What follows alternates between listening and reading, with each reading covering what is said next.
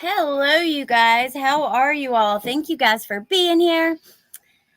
I'm sorry that, I was about to play my own video in the background. I'm sorry that I'm a minute late. I was trying to get everything kind of situated and organized, and I wanted to get this pulled up on Amazon. But before the live started, I know that Delaney had sent a super chat, and I just want to say thank you so much. And also, thank you so much. Oh my gosh, Amethyst, thank you for the super sticker. That's super sweet. Thank you, Amethyst Wolf. I appreciate that. And then Autism Mom of One, or Mom of Two, I'm sorry, has been a member for 1 month. Thank you so much, Sherry. And B Crumbs, thank you for gifting. And then I saw, I don't want to miss this. Let me see. Kelly, thank you for joining, Kelly.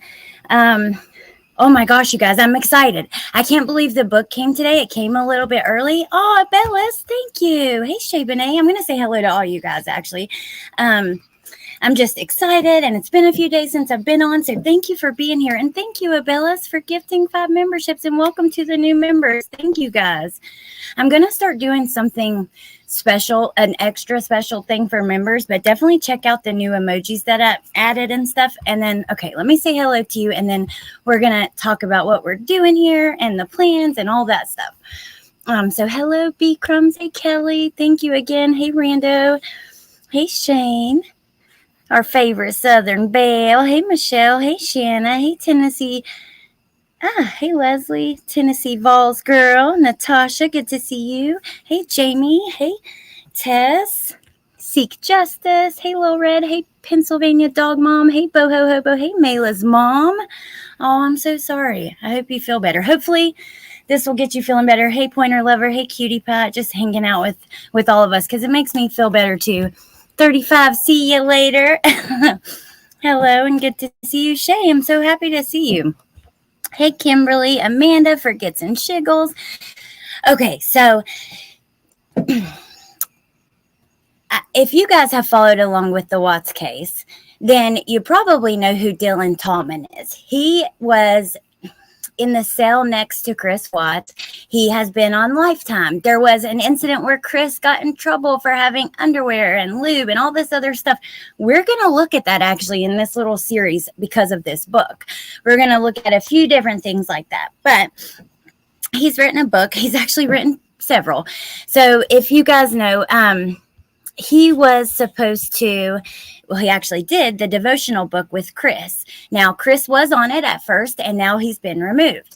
Then he came out with this book, The Cell Next Door. I'm going to show you on Amazon. I've got it pulled up before we get started. And now, just a couple weeks later, he's dropped The Cell Next Door 2, which I've also bought, and we're going to read together. We're going to look at this together. I do want to say thank you to Amber from ATS News because she kind of also gave me some heads up about this, and she does a lot of Watts stuff. Check out her channel if you haven't yet. So yeah, I'm excited to look at it with you guys. Debbie, thank you for gifting 5 memberships. Thank you so much. I appreciate that. And then Angie, thank you for being a member for 15 months. Love you too. Hey, Amber Lou. Hey, MK. Unravel. Hey, Boo Sheet. Okay, so let me show you. Hey, K-Braze, if I didn't say hi to you. Peace and serenity. Hey, Riley. Dylan's girlfriend. I'm not sure. Hey, Jen. I'm not sure if that's a joke or what, but so, okay. Let me just pull up the book first. That's where we're going to start. Then what we're going to do is, it's a pretty short book. And I thought, you can't just get on here and read a book out loud for copyright reasons, right? But you can read it and stop along the way for conversation and discussion and commentary. And that's what we're going to do. It's a pretty short book. So I thought, let's go through it together. I'll read it to you guys. We'll stop along the way every so often. We've got part 2 on the way. Okay, so let me show you really quick. So it's on Amazon, 2.7 stars. I purchased it on June 30th. It came today. It says, the author of this book served time in prison, sailed up side by side with Chris. The two grew close and were co-authors at one point until recent complications. The book is basically a 7-month interview of Chris a year after his conviction. The writer brings this famous true crime story from an angle never before told, which is firsthand knowledge directly from the source. So it's super interesting. I can't wait to read it. Now I'm curious why there's already a part 2. Like just a few weeks later, we have part 2 that launches, and I can't help but wonder, like, why wasn't it put in part 1? So I don't know. Hold on one second, you guys. I just have to clear my throat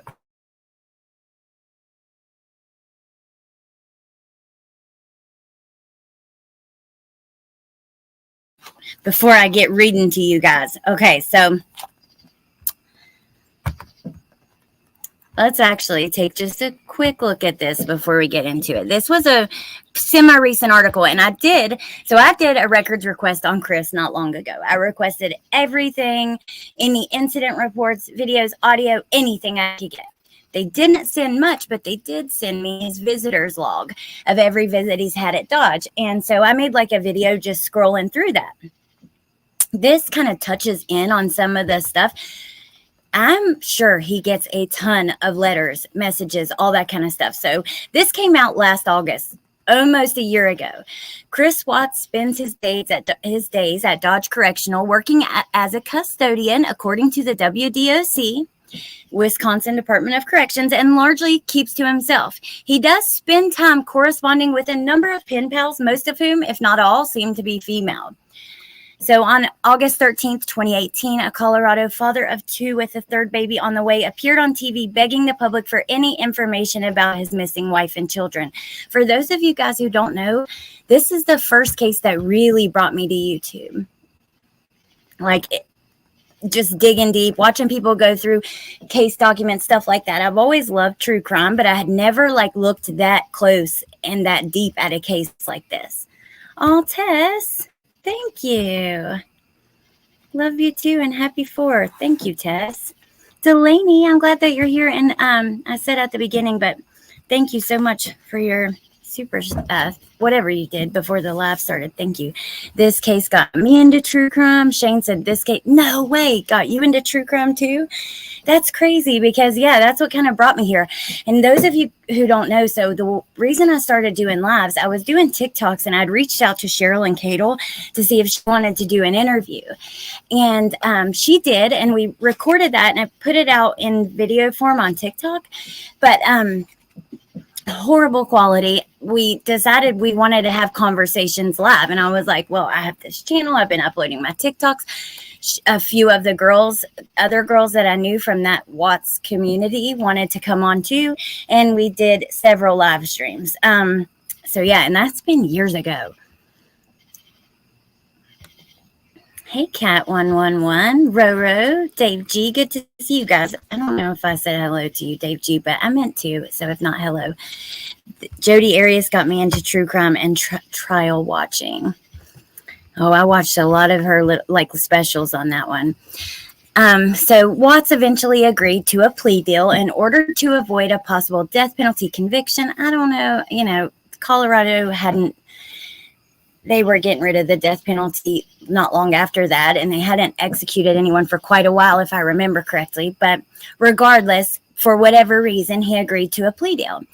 5 years later, is serving a term of 5 life sentences in a Wisconsin prison. Inside Edition spoke with Wisconsin Department of Corrections, which said that the Colorado Department of Corrections decided to transfer Watts out of the state prison system after a security incident a month into his sentence, which is how he became an inmate at Dodge Correctional. He spends his days working as a custodian, according to the WDOC, and largely keeps to himself. He does spend time corresponding with a number of pen pals, most of whom are female. In letters, some of these women proclaim that Watts is innocent of his crimes, despite the fact that he still admits to the murders, and he's admitted to them multiple times in different ways, right? So I think we're going to wrap that up there, and I'm going to go ahead and get started. Like I said, we'll stop along the way tomorrow. I'll come on camera. I didn't have time tonight. I just got out of the shower, and I want to show you guys the book in person. And it's interesting because the text is very large. Each page is probably just a paragraph. So yes, it is like 100 and some pages, but it's going to be a pretty quick book because it's written in a kind of a weird way. Hey, Jennifer. Ooh, yellow watermelon, Shane. I want to try that. Okay. Hey, Lynn. So here is the author's note. He does have other books. These are the other books. Mind of a PhD, Heart of a Dope Dealer. That's one. The second one, New Plan 20-Day Devotional. And then the third one, Poetic Knowledge. So here's the author's note. He says, I sat 7 months in the cell next door to Chris. It is common knowledge that he has never interviewed since his arrest. It dawned on me while writing this book that I was actually interviewing him for 7 months straight.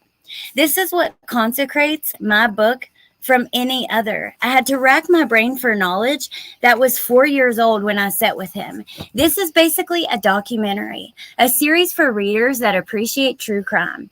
This is quality first-hand information that stands apart from a quantity of third-hand information released by other writers and outlets. We do know that Cheryl and Cadle, you know, however you feel about her and the books that she's done, regardless, she did have, you know, contact with Chris as well. So that was firsthand information as well. Then he puts Proverbs 25:9, debate your case with your neighbor and do not disclose the secret to another. So here's the introduction. Proverbs 23:23, buy the truth and do not sell it. Also wisdom and instruction and understanding. Blessings on top of blessings. Where were my blessings? I went from society to Dodge Correctional Institution in a matter of months. They didn't even want to put me in general population in a matter of a month, They didn't even want to put me in general population yet due to my past and who I was. So they kept me in temporary lockup until they could figure out what to do with me. Keep in mind, I was in 2 mental institutions prior to coming to Dodge. County jail couldn't handle me, so I was transferred to Winnebago Mental Health. While there, I ended up in a fight with multiple staff, so I was strapped to a board, carried and driven to Mendota Mental Health. I couldn't handle being incarcerated again after 10 years in prison. I was ready to kill anyone and myself because I could not cope with the reality that I was going to be incarcerated again for a period of time. The reality of imprisonment was trying to sink in. However, I was not ready to accept my fate. I had been a fighter my whole life, and I was trying to fight the inevitable. So I'm glad that he, like, even though this isn't about him, I do appreciate a little bit of knowledge about him. I knew I was not out long enough this time to establish any real ties to the community. 2 months free and I was going back. Nobody except my mother would miss me. Worst feeling ever. Worse yet, I was housed in a prison and not yet a prisoner. So the state of Wisconsin had me right where they wanted me. That reminds me of Richard Allen. You know, he's also awaiting trial and being housed in a state prison. And I hadn't really heard of that too much before. Okay, sorry, you guys. Hey, MK. Hey, poor Linda. Hey, all you guys. All I heard down is in solitary confinement was yelling and people banging on their cell doors. The COs were wheeling in an inmate that was strapped down in a strapped-down chair, and he had a spit mask over his head. Very demoralizing, because they had him naked and kept his neck bent so far back that the man could hardly breathe. I knew how he felt. I had been in his place more than a few times. I could taste the OC spray. It was because someone was maced on the tier, so it went through the vents because the sergeant forgot to shut them off. I had no property, was just in a cell, and could do nothing. What bothered me more than any of these afflictions was the fact that I would not see my family perhaps for a couple more years.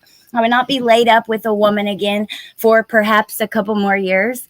The ones I chose to lay up with would not remember me until it was too late for them, which was my release date. Typical females. No woman to hold me down that I could love on, to take my mind off of prison. I was going to do this time alone. I felt so alone and low. I was turned all the way up in segregation, worse than other inmates. I did 6 months like that and worse before I was moved to the Special Management Unit 11. I was moved to cell 13 on January 9th of 2020, next to Chris, who was housed in cell 14. So that's our introduction. Let's check on you guys, and then we'll keep going. Hey, Bendy.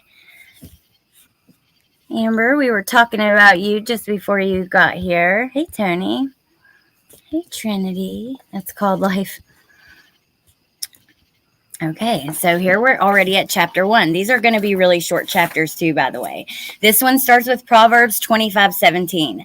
Seldom set foot in your neighbor's house, lest he become weary of you and hate you. So he says Unit 11 in Dodge Correctional is an SMU, Special Management Unit, where they house people who need to be in a single cell. This includes inmates who are troubled, disabled, or considered high profile. Based on my introduction, it is self-explanatory which category I reside in. My cell was a decent size. Well, hold on. Let me pause there. That's like Letitia. So Chris, like Letitia, is very high profile. So a lot of times they'll keep them in medical, just away from everyone else. My cell was a decent size. I had to lock in because we only came out of our cell in the morning on non-shower days for an hour. However, it was usually less because we would be let out late. At night, we were supposed to be let out from 6 to 7:30 p.m. It was mid-afternoon when I set my Bible down and decided to knock on my wall to see who my neighbor next to me in cell 14 was. And then he writes in parentheses, banging on wall. By the way, I'm sure they do, talk a lot we've heard that from Letitia or from tons of other documentaries and things about jail because they're bored to death. So they're talking through the vents, through the toilets, all that stuff. Yeah. After the banging on the wall, it says, yeah, a soft, humble voice responded. Come to the electrical outlet on the wall, I said. I told him this because I knew from prior experience that we would be able to hear each other clear as day through them as they are connected to the same spot. Can you hear me? He asked. Yeah, what's your name, bro? I asked. Hey, Citizen Sleuth. It's Chris, he answered. I'm Dylan, I replied. We traded introductions. Chris explained who he was, and I elaborated some about my cases and my situation. He seemed like a very nice, normal guy and humble as ever. He told me that he had a life sentence, and I asked him why. He told me that he is accused of killing his family. I leaned off of that subject, and we got to talking about where we were originally from. I'm from Michigan, whereas he is from North Carolina. I could slightly notice that in his accent. Okay, so before we go any further, let me ask you guys, do you believe that we have the full story of what happened that night to Shanann and the girls and the baby? Do you guys think that we have the full story or do you not? Let me see. Maybe I should do a poll. Let's do a little poll really quick because we're probably going to take a couple nights doing this. And then we have number 2. Which we're also going to look at. And I want to just, really dig into some conversation with you guys, not just kind of talk up here to myself. Okay, so let me pull up my live.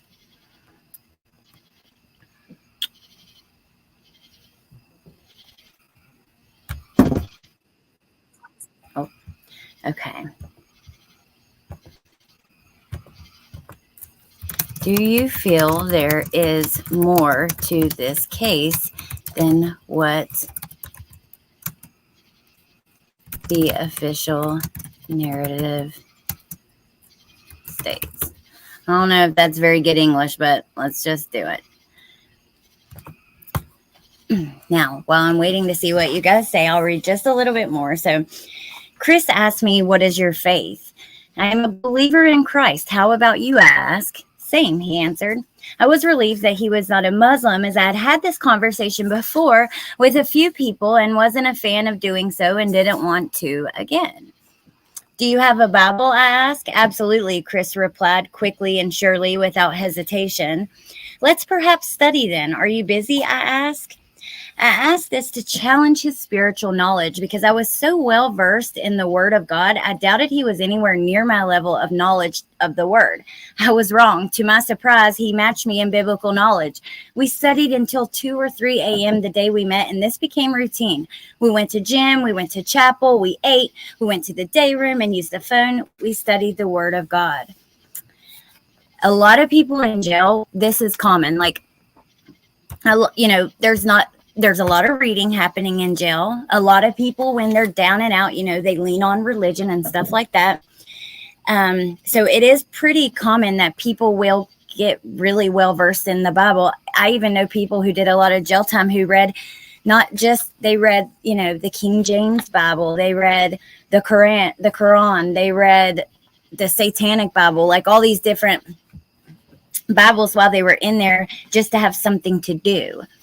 Hey, Jamie, good to see you, babe. Jamie, text this chick. Okay, let me just see what you guys have said. 79% says yes so far. Wow. Okay. He says, I was in a rut mentally. I hated my miserable existence until I met Chris and got into our routine. Wow. Okay. I hardly wanted to go on anymore until I felt awakened again spiritually, and Chris had something to do with that. I finally had someone that was actually intelligent enough to talk to now, and I didn't have to be cuffed up before leaving my cell anymore. My sanity was returning as I conformed to A&E status.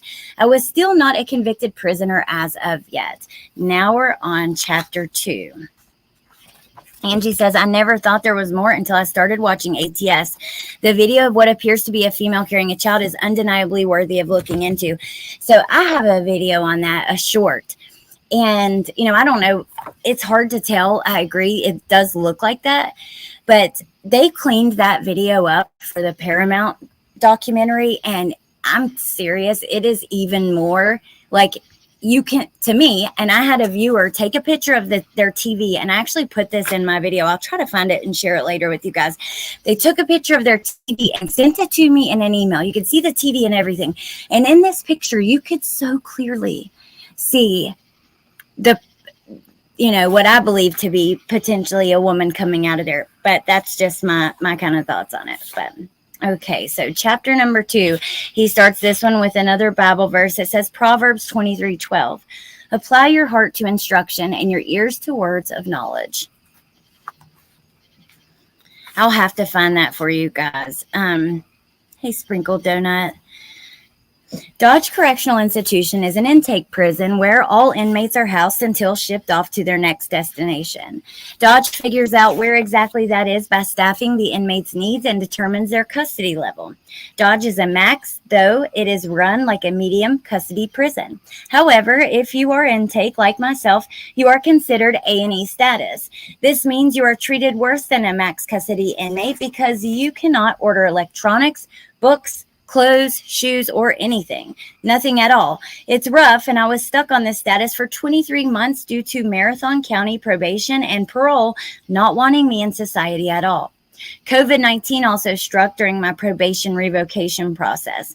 I began writing a book called Poetic Knowledge. So there's that book we saw in the intro. It was about the knowledge of God, basically through my poetry. I'd published a book in 2013 called A Blessing in Disguise. So I was at it again, trying to be productive instead of crying about my afflictions. At night, Chris would pray for us, and the prayers were very well put together. I asked him one night if he, quote, wrote that, unquote. He replied, no, they just come to me. Well, maybe try writing one down, I suggested. He said, okay, perhaps I'll do that. And then we went to sleep. The next morning, when our cell doors popped open for time in the day room, Chris handed me 2 prayers he had written. I set them on my bed to review after day room. That short period was for my phone time. Chris would call his parents, his sister, or Anna, who was his girlfriend at the time. She was the kindest woman I had ever met. During day room, we would also bring our Bibles with us. We would try bringing other inmates as well as officers to the Lord.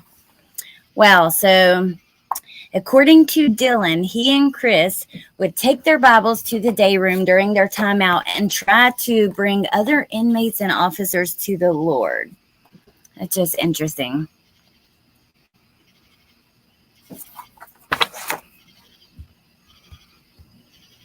All right, let me check on you guys. Proverbs is a wonderful book.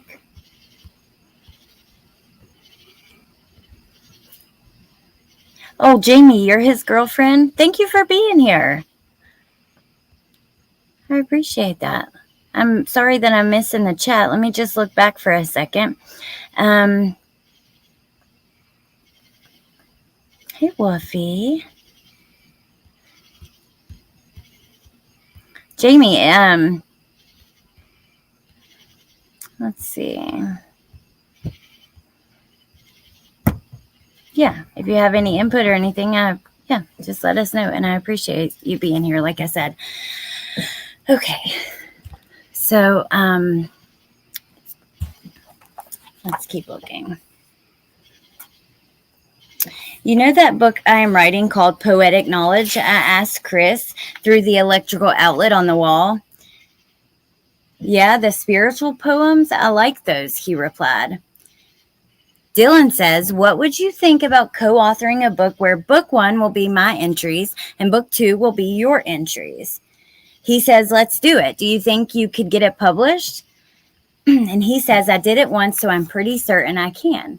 Every time he wrote his entries, he would give them to me when our cell doors would pop open for our time in the day room. Time was going by, and I was growing restless of Dodge. I hated doing the same exact thing every day. I still couldn't order from J.L. Marcus or Union Supply. I was not yet staffed or even a state prisoner yet. Chris ordered clothes, envelopes, and stuff for me, which was not allowed. Later, we would, here we go, because remember, I told you guys at the beginning, there was a time period where they both got in trouble and, all this bizarre stuff was found and a lot of wild rumors started. But, then they came out and said, I was just helping a friend out. So that's interesting. And I'll show you guys that later because I do have it pulled up. Later, we would get in trouble for unauthorized transfer of property. Hollywood tabloids and YouTube content creators would twist this completely out of context, causing people on social media to do the same. Wow. Okay. Let's see. Yeah, no, we can. Let me see. I'm actually waiting for him to call me now. Well, I'm glad that you're here. And yeah, let's be kind to Jaime. I know you guys are anyways, but, I just want to, the author, you guys. Okay, so here is what came out in the news. And this is actually the response. This was the first thing I was looking, and all these other websites were coming up that I hadn't heard of before, and I didn't want to use them for reference. So exclusive. He was just trying to help out a friend. Fiance of Chris Watts' prison pal insists they did not have sex after killer dad's undergarments and personal items were found in the other man's cell. So Chris Watts has been disciplined and separated from his brother in spirit after prison guards found his underwear, a jar of Vaseline, and baby oil in another man's cell. But the inmate's fiance insists Watts was only helping out his friend. Both Watts, 35, and his prison pal Dylan were punished in July after Watts' possessions were found in Tallman's cell.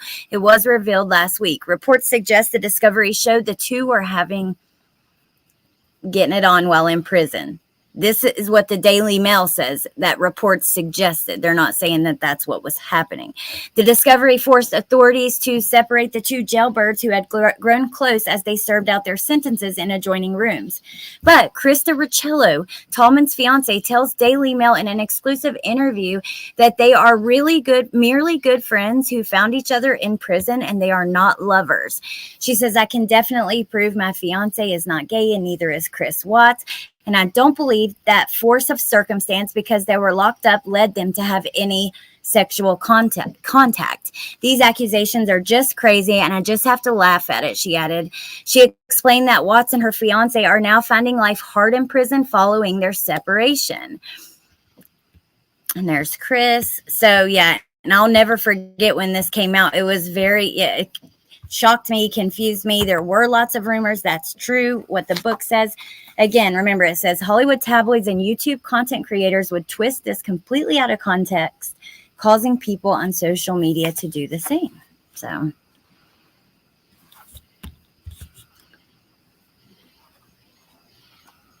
yeah, people will have their opinions. And I want you guys to feel free to have those opinions, no matter what they are. So just we can do it. This chat is full of just so many fabulous kind, loving, generous, brilliant people. I don't even have to say that, and I know that, but okay. Helping him do what? Yeah, I'm not sure, you guys. But let me keep going. So now we're on to chapter 3. And at the beginning, wait, there's 2 verses. So after he puts this about the Hollywood tabloids and stuff, he writes Proverbs 24:7. Wisdom is too lofty for a fool. He does not open his mouth in the gates. Then we start chapter 3. And it's, oh, I think that might be a mistake. It's the same one typed again. Okay. Life in prison gets lonely when you don't have a woman to talk to and keep you company. The women in my life had fallen off already, 9 months into my bid. Every day, Chris would get a gang of letters. The correctional officer would do his mail round the cell hall and would have a load of mail. He would stop at cell 14 and deliver all the stack to Chris. He would say sorry as he passed my cell empty-handed. Honestly, it would piss me off.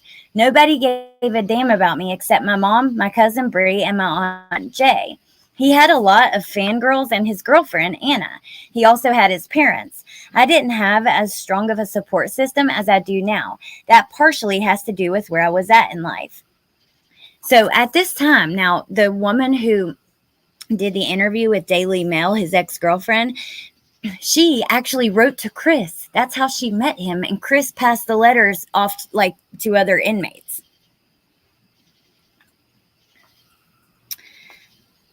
I didn't get an email today, so let me live my life through you again, I said to Chris. That's sad. Chris would read his fan mail to me every day.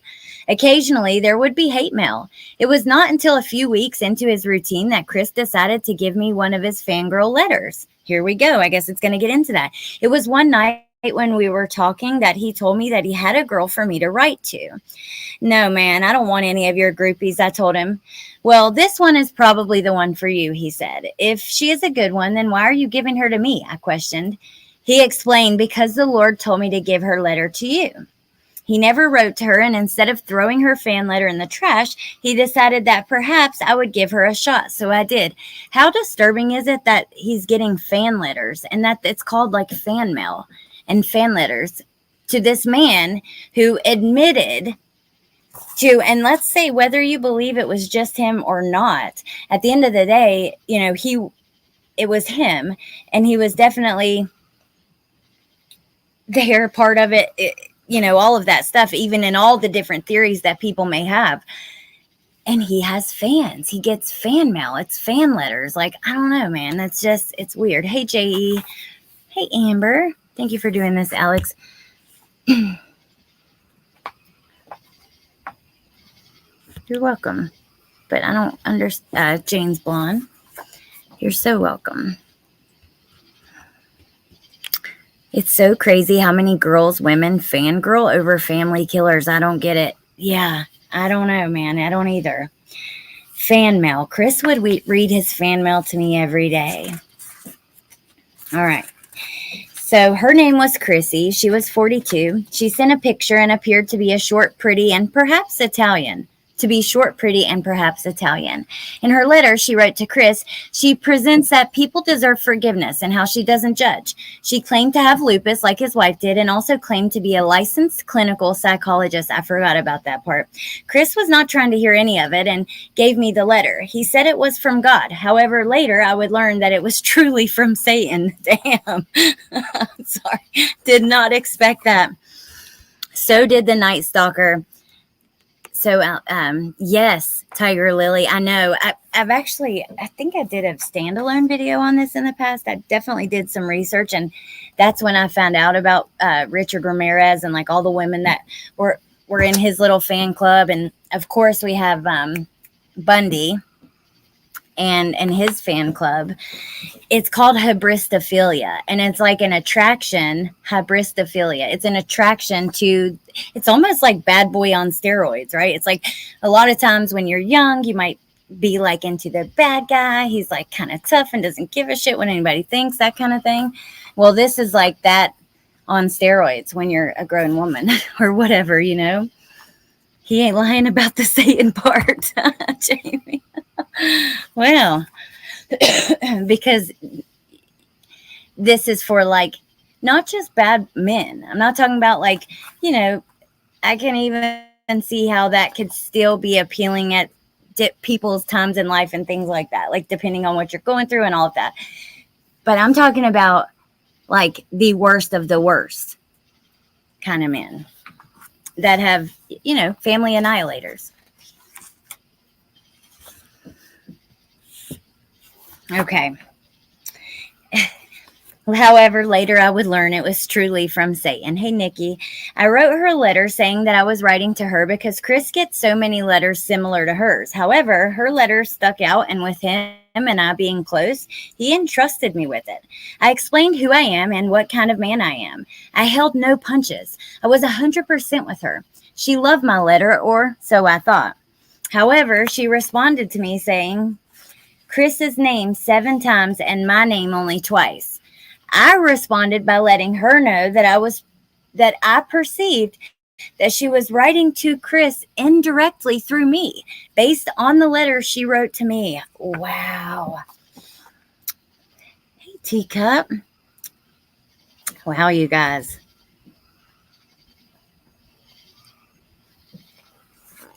Boo Sheet wants to know if anybody here is a fan of said people. And if you are and you're not shy about it, tell us about it. Okay. Chris and I began making plans for when we got out of prison. Now we needed to get him out of prison. We began to go over his case and the facts of his case. I knew the law very well by being a convict my entire life, so I was going to try to help him. Brother, what the hell happened that day you are being accused of all this? I can't remember a lot, he said. He then sighed and added, it wasn't my hand. So Dylan claims that, you know, I was thinking about this. So if he comes out, depending on what this book says, right? And let's just say Chris disagreed, like, could he sue him or anything like that? It's just interesting to think about. I'm not saying that's going to happen. I'm not saying Chris is anything like that. It's just, could he do that? So apparently he says, I can't remember a lot. It wasn't my hand. And so I asked him, just tell me what you remember. He seemed to be racking his brain. I was having an affair with this girl, and I ended up in love with 2 women at the same time, Chris explains. So this had to do with what happened, I asked. He informed me it's what led up to what happened. So tell me about the mistress, I asked, which I was, so before, I guess the day I went down this rabbit hole, I was looking just like they're at Nicole Kessinger stuff to see if, you know, it's crazy because I don't think she has ever been cited since this happened. I've never seen someone come out, and it's, you know, even more crazy that there weren't more people that came out that actually knew her and that kind of thing. There is a person on Facebook that people tried to claim was her, and you'll find her name tagged. Actually, that's how I found this book. That's right. So I found this TikTok creator, and she was trying to say, like, this is Nicole. She had the name tagged, and so she had talked about this book. But yeah, so the whole world has been curious about this mistress, you know. Excuse me.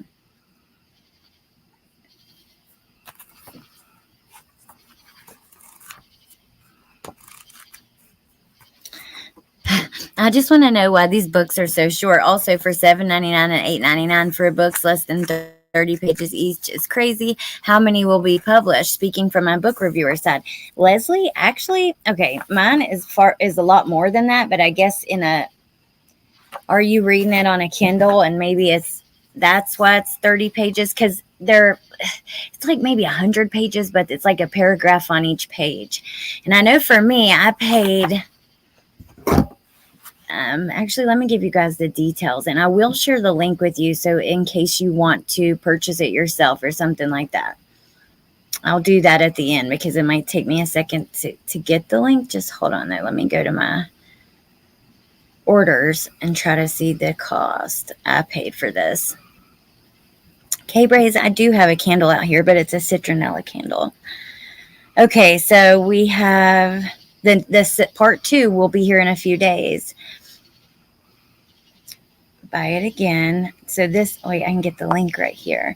This will not tell me what I paid for it. I don't think this is what I could purchase it for right now, which I think is about what I paid for it. It's $17.68. So right now I'm going to drop the link to this book on Amazon in the chat. And actually I'm going to pin that to the top of the chat just so that I don't have to, so you guys can easily find it or whatever.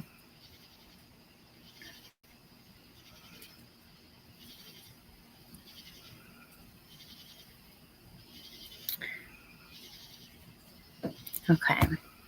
Riley, I mean, I totally would if she wants it. Hold on.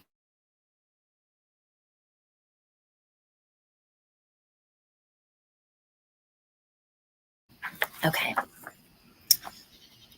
So now we'll get back to this for a second. So tell me about the mistress, I ask, which we cannot just read straight through it. It wouldn't be right. Just that, you know, that's what an audiobook is for.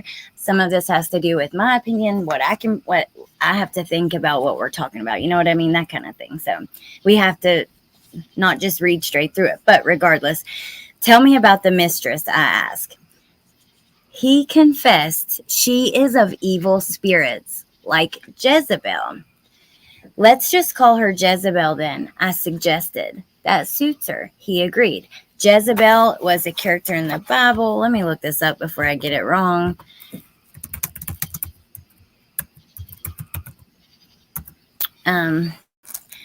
Jezebel was the wife of King Ahab, who ruled the kingdom of Israel. Let me see. She prompted the internal conflict that plagued Israel for decades. Maybe you guys will know a little more about it, but I know it's like not a nice thing. And I think it has to do with he isn't with Chris anymore. I like it. Awesome. Thank you. I'm glad that you're here. Exactly. But I get why you did for sure. No, yeah, I was definitely curious, especially after the video I saw on the phone with him now.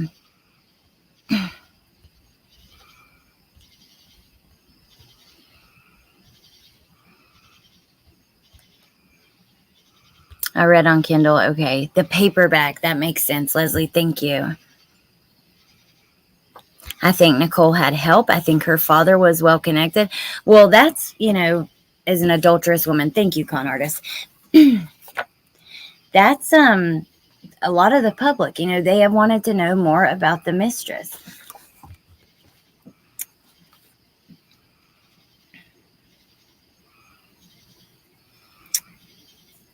We laughed a little at this. And by the way, my mind's all over the place.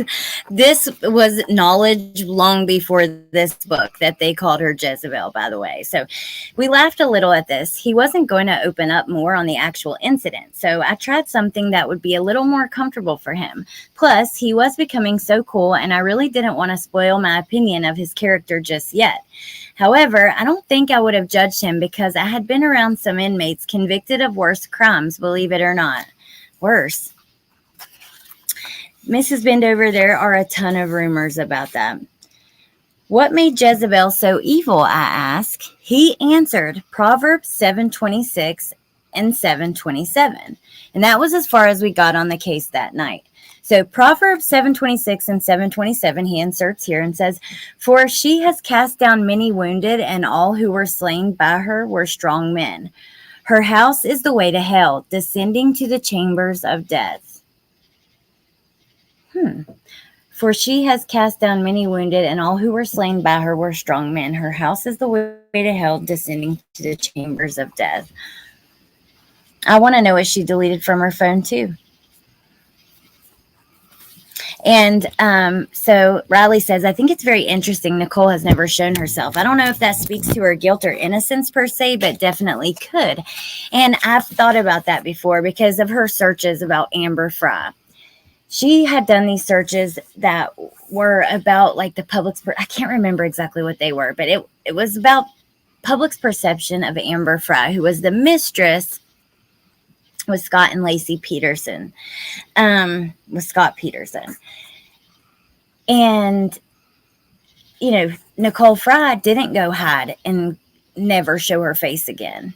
So it's just interesting to kind of think about what if she would have came out and would have said something, anything, how could that have changed people's perception of her and even her involvement in the crime? And about writing the book. Yes, Amber. Hey, Roxanne.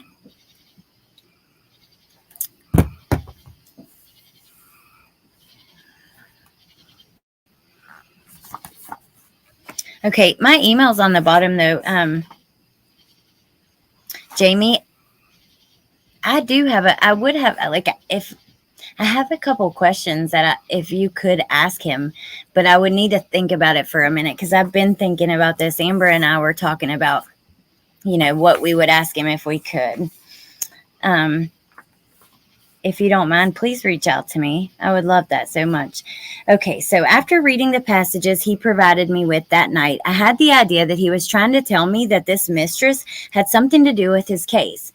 Anytime her name came up, he would lose his composure, and his composure was always under control in other situations, just not when her name came up. I was learning this case in broken pieces. It was such a mess, and I was just trying to help him.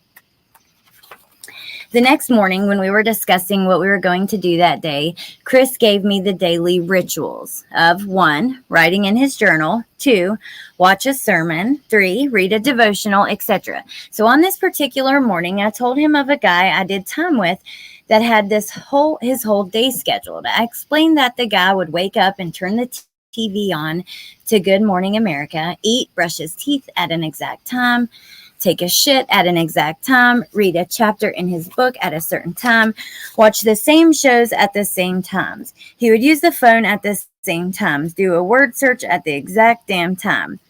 Then the doors popped open for day room, and upon leaving my cell, Chris handed me an entry for our book called Proverbial Knowledge.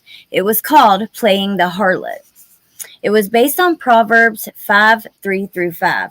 For the lips of an immoral woman drip honey, and her mouth is smoother than oil. But in the end, she is bitter as wormwood, sharp as a two-edged sword. Her feet go down to hell. Her steps lay hold of hell. Now, they did write this other book together, this devotional. Like, I honestly probably would have purchased this book whether I had a channel or not, because I've just been so interested in this case for so long. And I want to see like as much. I'm not saying that I believe 100% anything that I see. That's just people's, what they say Chris said to them. But I still want to know about it and want to kind of judge for myself. I'm curious, does he have this in Chris's writing? That kind of thing, you know, because this is kind of, it says, let me read it again. For the lips of an immoral woman drip honey, and her mouth is smoother than oil. But in the end, she is bitter as wormwood, sharp as a two-edged sword. Her feet go down to death. Her steps lay hold of hell.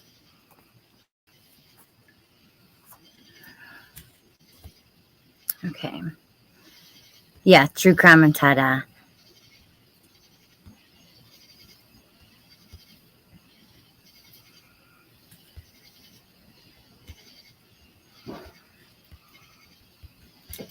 Let me see here. Do we know if Chris was religious before prison? Not that I know of. Actually, I don't know. There's so much to this. I couldn't say for sure without, and Amber would probably be the person to ask, especially because she's been digging into this now. As a matter of fact, you guys, would one of the mods get Amber's documentary? She has a Watts documentary. If you go to her channel, there's probably a playlist, but if you go to her videos, she has a documentary on the Watts case, and I think that you guys would really like it if you haven't seen it yet.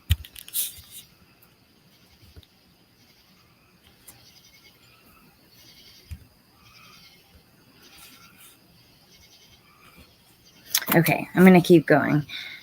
The entry is about Jezebel, wife of King Ahab.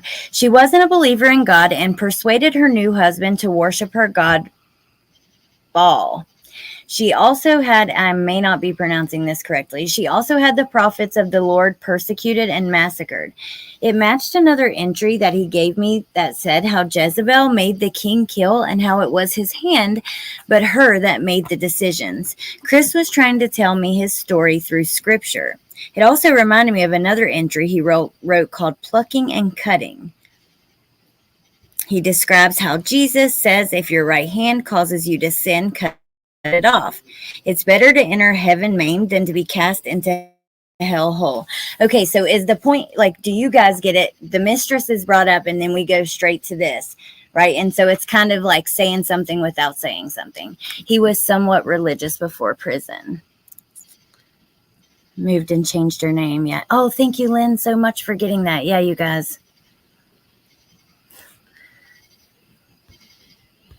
Well, I mean, I don't know. I see people that are religious or aren't religious that end up being the people that commit these crimes, but it's always in prison they find religion if they didn't before.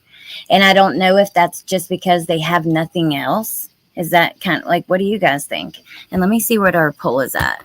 They're just like at such a low that, because it's not just people who kill people. It's a lot of people that go to jail. Like I said earlier, they're reading every kind of Bible, the Satanic Bible, the Quran, just because there ain't shit to do. 79% say yes. Jesus meant this figuratively, of course. I would have some thinking to do. This man was my friend, and I didn't have a lot of people that I would call my friend. I was going to at least try to help him. A lot of people were lost in prison, especially at Dodge. The majority of people at Dodge were just coming in off the street, coming through an intake status, not yet knowing their fate or where they would end up. On our unit, people were pretty lost as well. That's so interesting, though, for that Dodge is like this prison that they go to before they go to other prisons and that kind of thing. It's the first place that you go to. One guy named Dustin who got out and ended up being killed by the police in a shootout. Ow. That's so sad. Wound up lost in Chris's cell. It was during day room that Dustin entered Chris's cell and stole some things. It was after day room that we found out because Chris noticed his coffee and envelopes missing. I asked if anyone had gone in his cell, and he mentioned that Dustin came out of his cell claiming he had entered the wrong cell by accident. I knew it was no accident. Since we were locked down for the night, I told him I would handle it in the morning. Chris knew I would take care of this particular situation because handling conflict was my job out of the two of us. Interesting. However, I don't think he expected me to handle it the way that I did. I said, ow, I'm going cross-eyed reading this. I'm sorry, you guys. Oh my gosh. Okay. I typed this book, so if there are any typos, it's my fault. Nah, I haven't seen any, actually. I've read much worse. There was another Watts book that came out with about, 200 typos. But, okay. The next morning during day room, I sat down at the table with Dustin. I informed him that stealing from Chris was like stealing from me, and we could go in the cell and handle it.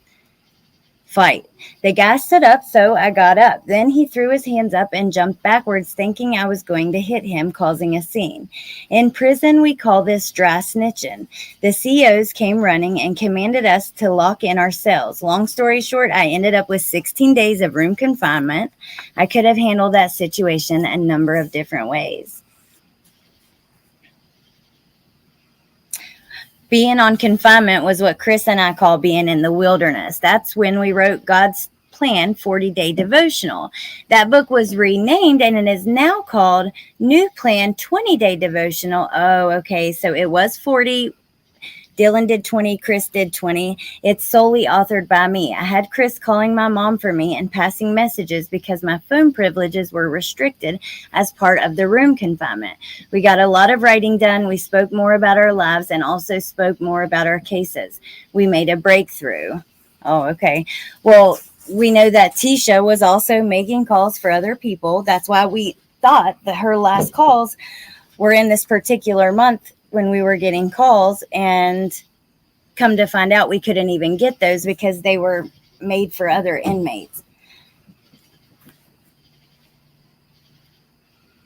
Okay, so now we're on chapter 4. I think we're going to stop because we're about halfway. Maybe I should do one more because they've hit a breakthrough in their cases. We made a breakthrough because I don't want to end on that cliffhanger, and then we'll read tomorrow or finish tomorrow.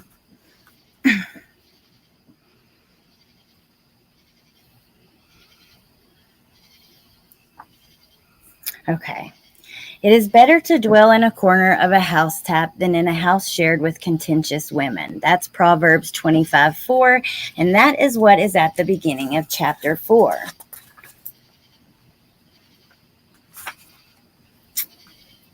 It was mail time and the sergeant was doing his round. I didn't even expect mail. I never did. However, on this particular afternoon, the sergeant actually stopped at my cell door and slid mail through. It was a letter from Chrissy / Krista. She seemed upset about my reply to her response to my introduction letter. She claimed that she really liked my letter and said she was not indirectly writing to Chris through me. She said she was trying to get to know me and that people always did this to her, abandoning her. So I formed my response. I figured it couldn't hurt anything by getting to know this woman. I actually remember that coming out like before when they've spoken out, because she was on a Lifetime documentary. I can't remember if he was on there. I think it was just her. You guys remind me if you remember. But I think she said that basically he was upset because she talked about Chris so much. That kind of thing. Yeah, that's a question I would have for him. What was how did it say it on Amazon? Dang, hold on.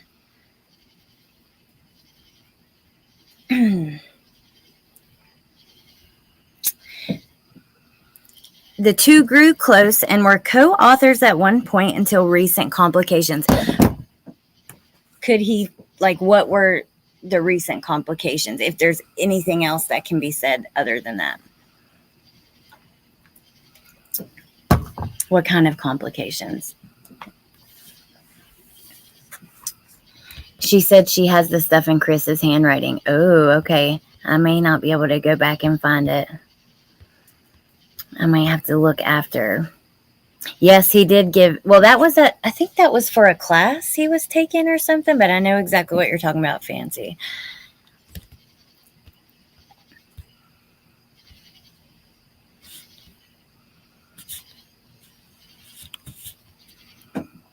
Okay.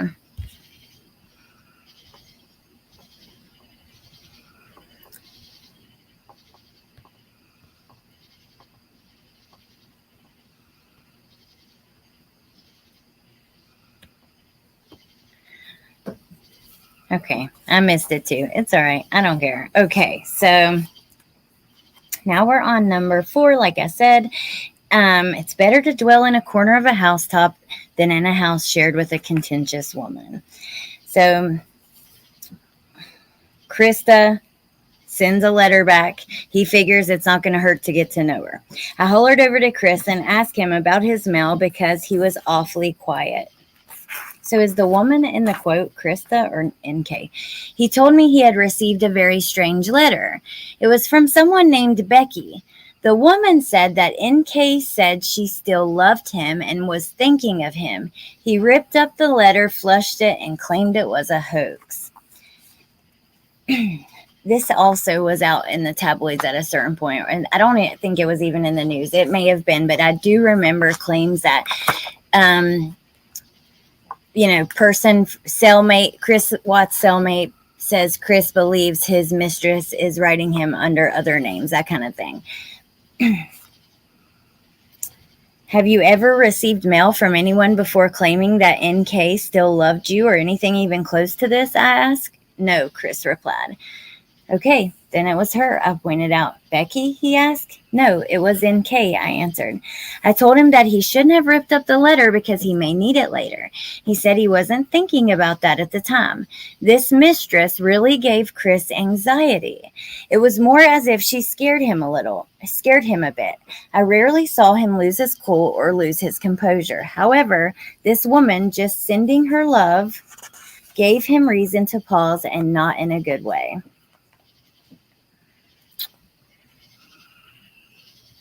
The 40-day devotional was published. Chris had a third-party rep. I was under the impression she was fine with it. However, he said things through scripture that he didn't want out there. Yeah, it was published because I mean, Amber was telling me that initially it had Chris's picture on the back, and people were upset that his picture was on it, that kind of thing. You wouldn't doubt it. Do you guys think she wrote him in jail? Do you think that she would write him under a different name? I mean, I don't know. Why does this girl get you all out of your character? I asked him. Don't you have a girl in your life that was so evil she turned your world upside down? He asked me. Indeed, I do. Many, actually, I admitted. I was in a 5-year relationship once. The first few years were good. However, it was the last 2 years that broke us. I love the girl I met. Although I resented the woman I left, she is still, to this day, trying to cause me problems, and our relationship ended in 2007. Why did it end? Chris asked me. I left her, I explained. This woman cheated on me, got me thrown in jail, wouldn't let me leave or have friends. Wait, she got you thrown in jail? He asked. Yes, she did. I came home late one night from a cookout, and I had like 2 drinks, if that. She accused me of being out partying and cheating on her. She ended up throwing some punches at me as I was trying to leave. I had to grab her around the arms to stop her, and she fell in front of the entertainment center. Some stuff fell and broke around her. She ended up calling the cops, and I was taken to jail. She was 19 and I was only 17. We were together 2 years after this, but this was the fatal blow that started us downhill. I'll tell you more about her later. You tell me about your 2 women. Well, Chris sighed, my heart was in 2 places. Your heart doesn't have a brain, I interrupted. You are absolutely right, he replied. He told me that he and the mistress had been getting serious and close. He admitted she was stupid to cheat on his wife, and he was stupid to cheat on his wife, and that he asked God's forgiveness every day for his infidelity. The mistress was growing upon him. However, the wife had his heart. It was near the end, the mistress tried to make Chris choose between her and his wife and kids. I asked him who he chose. He said he chose his wife and kids. The mistress was not too fond of his decision. Many questions flew through my head, so I asked the first one. Hold on one second, you guys.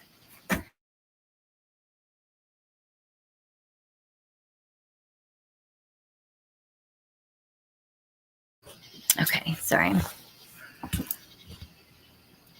Does anyone think she was actually into witchcraft? Well, I do know that, and you can look this up, or at least you used to could a few years ago. Now I'm not saying this has anything to do with witchcraft. However, she did have that store. She had like a business. I don't even know exactly what it consisted of. It was called Satya Consulting, if I remember correctly. And she closed it, right around the time everything happened. Right around the time of the murders, whether it was right before or right after, I can't remember to say off the top of my head. But, I do know that she was into yoga, crystals, all that kind of stuff, which, like I said, does not mean it's not the same as witchcraft at all. I know you guys know that, but I'm just saying for anyone who doesn't or whatever.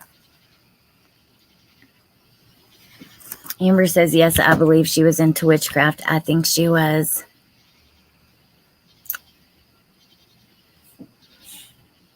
She closed after it was exposed after the murders. Okay, thank you, Amber. Yeah, I remember searching, and I'm sure you could probably still do it, but also there was a point in time there was a whole lot more online about her and about everything. And then I don't know, there's rumor, and I believe this could be possible. I'm not saying this is the truth, that well, I know that people do. You can hire people to have the internet cleaned up, like kind of have certain things removed or hidden from Google search results. Okay, hold on just a second.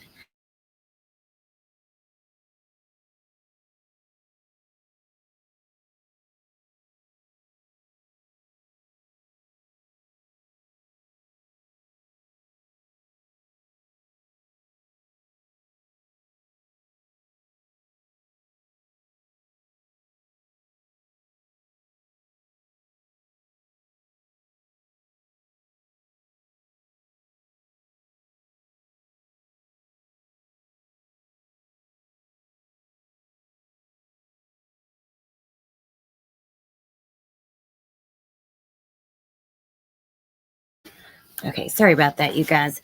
So he asked Chris the first question: when did she make you choose?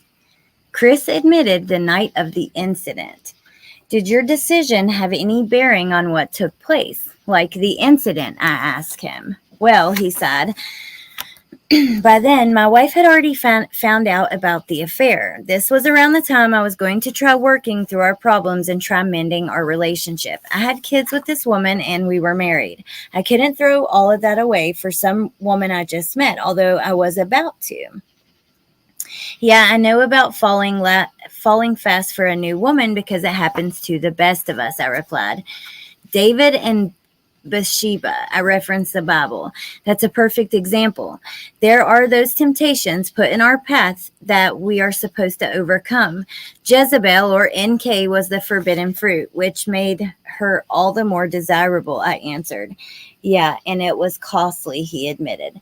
This was as far as we got on the subject that night. Okay, I think that we should wrap it up there. Maybe. I don't know. What are you guys thinking? And let me check on some of your other comments. Let me see. Imagine finding out your estranged husband's out at your estranged husband's funeral that he planned to kill you, and being told by the person he asked to be the alibi.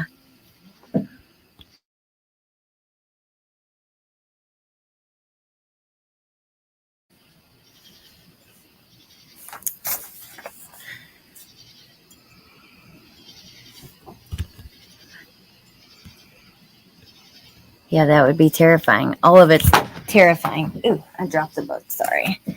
I'm all over the place, you guys. So is the consensus that NK had something to do with the murders? I never followed the... Well, I mean, some people think so, but not everybody. Some people think, no, absolutely not, that she wasn't physically involved. Maybe she gave him a choice, like made him choose, or gave him the impression that he needed to choose. Some people think, yeah, it was her. Some people think that he was not involved at all.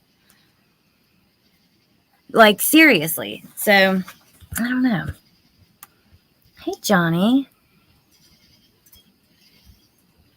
Witches don't. No, that's true, too. There are, good and bad of all kinds of people. And I should have said that, too, because every time that subject gets brought up, I need to make sure to say that, because people always, or sometimes, get the wrong impression. Okay.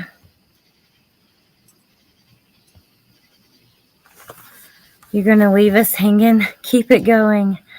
Okay, maybe I will. But if I read, like, my eyes are crossing as I'm reading. So I'll try to keep going a little bit. Keep going. My day has sucked till now. I'm so sorry. My days always get better. Sometimes I will not want to come on at all.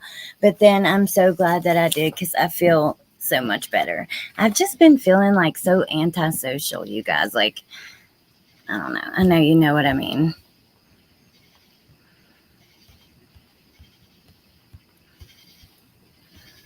Keep reading, please. Okay, you guys.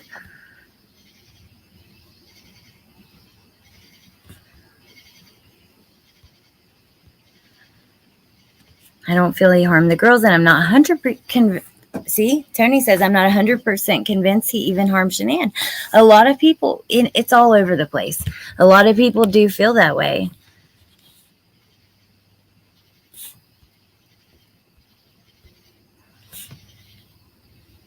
I think she was in his ear about it, and then she was pregnant again, which elevated how she thought. Oh, yeah, I could see that. The pregnancy definitely applying a lot of pressure.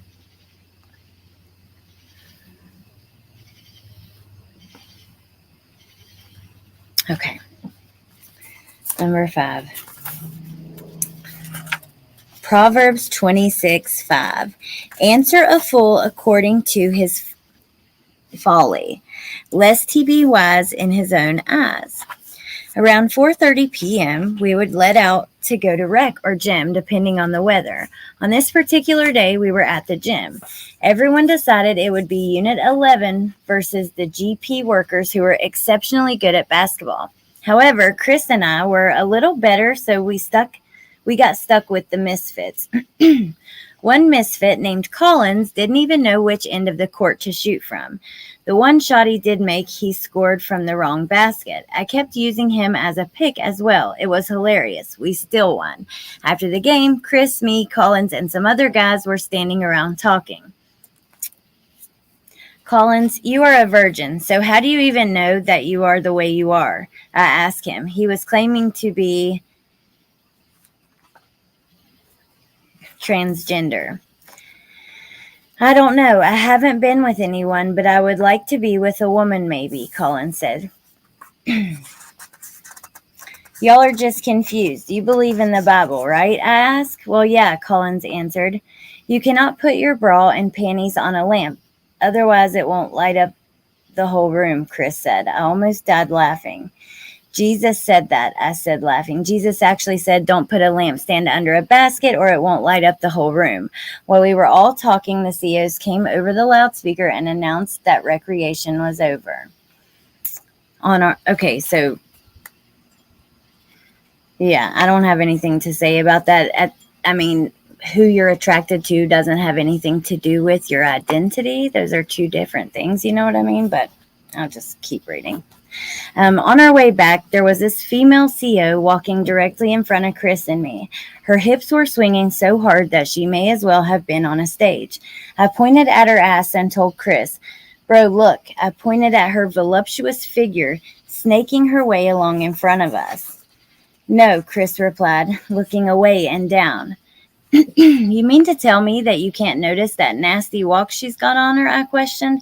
I think your horns are pointed in the wrong direction. Chris pointed to my hair, which was in long twists pointed out everywhere. My hair looked stupid. Due to COVID, our barbering was scarce. So, you can't notice? I reiterated. It's kind of hard not to, man, Chris finally admitted. So, he's claiming Chris wouldn't even look at the women. We followed that. Oh, God. Sorry. So, we followed that ass all the way back to Unit 11. She has a mother by the name of Turner that works there, and she's beautiful too. That night, Chris called his girl Anna, as I called Krista. She was telling me some detective who wanted to help Chris wished to speak to him. I told her I would pass the message. It was not even 10 minutes before I had already compartmentalized the request from Krista to least important shit and closed the door. It felt good to talk to a woman. However, I knew she was not 100% about a lot of stuff in her life. She had ulterior motives. A fight just ensued that caused our day room to close, and we had to lock back in our cells. I would not be able to call my mother tonight. Dodge was a boring prison. All they did was lock us in our cells. I was stuck on this probation hold for almost a year now. I was in possession of an alleged 6 ecstasy pills only and on a hold this long and more to go. Probation and parole already got 11 years out of me, incarcerated at this point, and they still wanted more.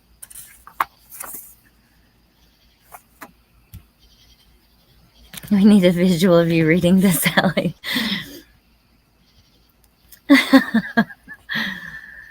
Oh my gosh. NK had an agenda with Chris, in my opinion. Bye, Fancy. Have a good night.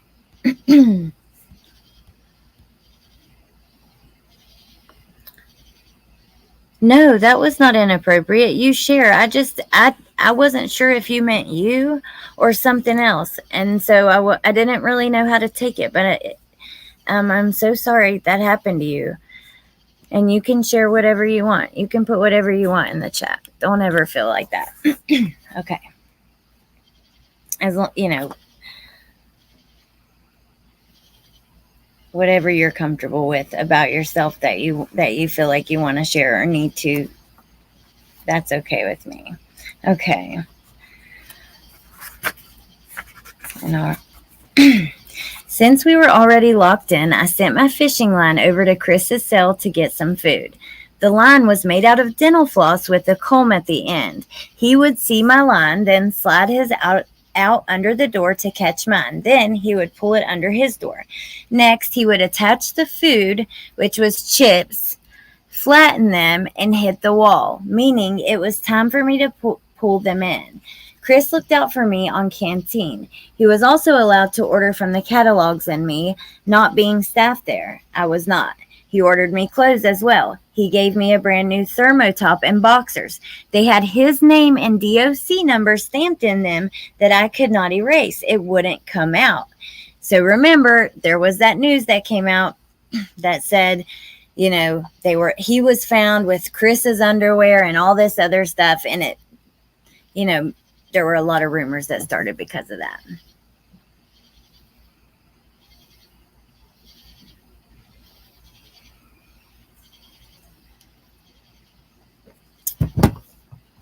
I bet his parents send him a lot of money. I bet a lot of other people do too, Tess. But chips, ooh, like, oh my gosh, flattened out on a comb and I don't know about that.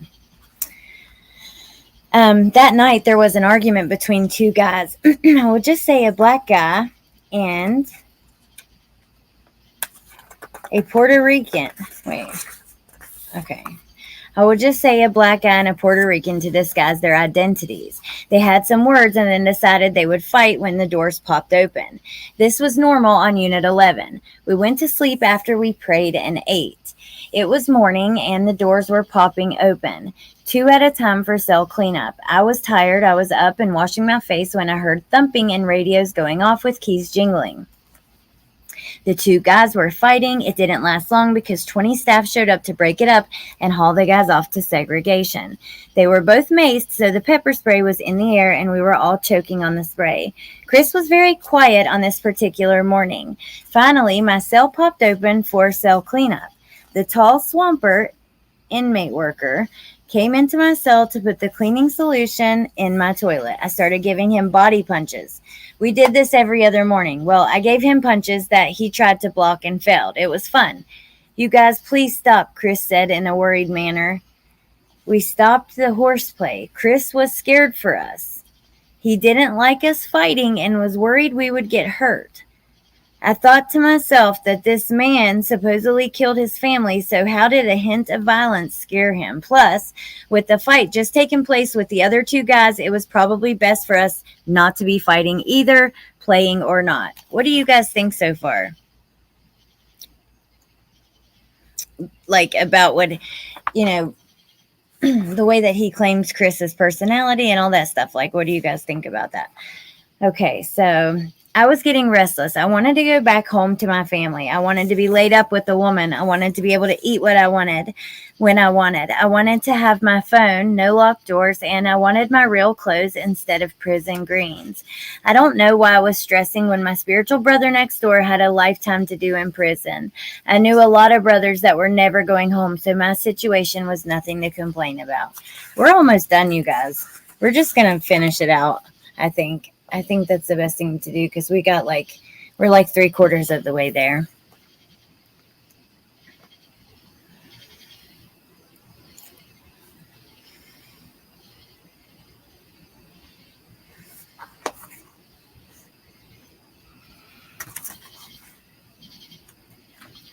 Well, I love the book. Yeah, what do you guys think? Like, I think Chris showed him what Chris wanted him to see, said Natasha. Interesting. Okay. We do have part two, though, because I ordered that one as well. But yeah. All right, let me see. Like,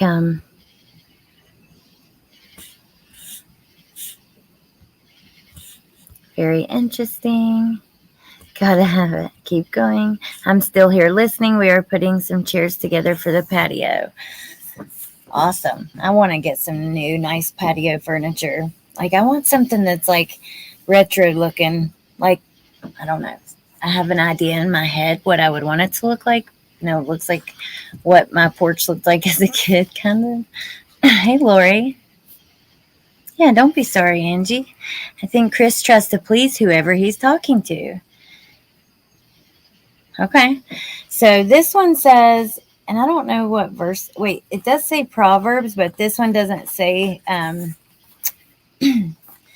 what verse. It says, as in water, face reflects face, so a man's heart reveals the man.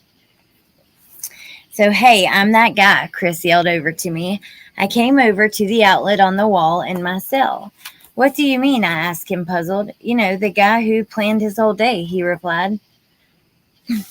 Oh, yeah, you don't want to be that guy, right? I asked him. No, not after I caught myself living my whole day planned. What do you do? He asked. I just go about wherever the Spirit leads me, I told him. The Spirit led me to start a new book in our series. It's called Epistles. Basically, we are breaking down the Word of God to readers interpreting the Bible, I explained. I don't know if I'm saying that right. Epistles.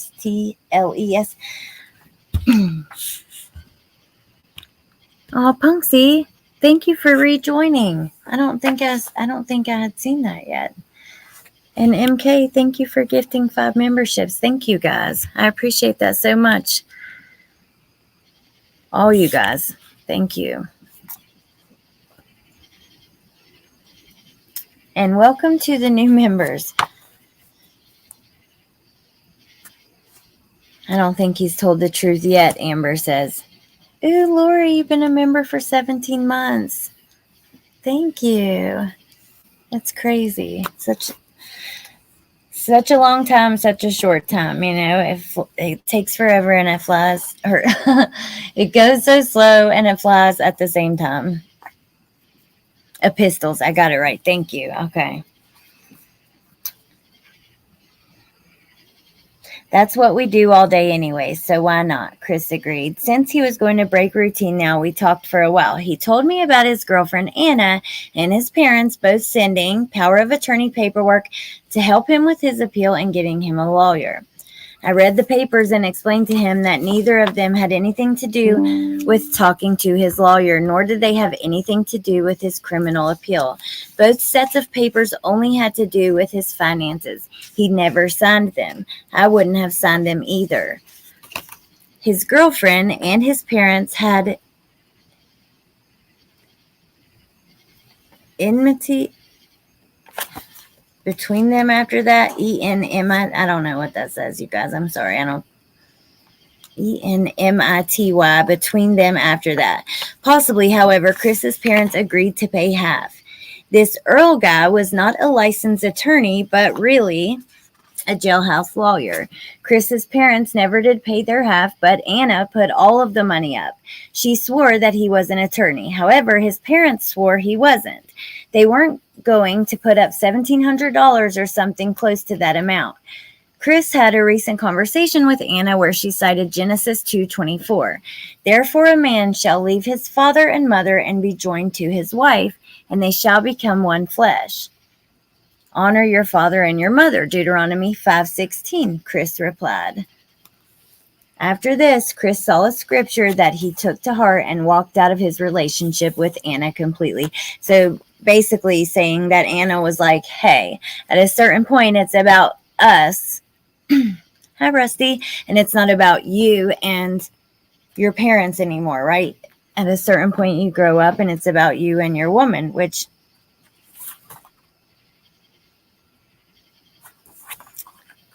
that's when you're married. But regardless, Chris replied, honor your father and mother, saying, oh, hell no.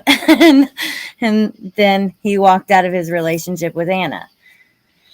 Micah 7:5, do not trust in a friend. Do not put your confidence in a companion. Guard the doors of your mouth from her who lies in your bosom.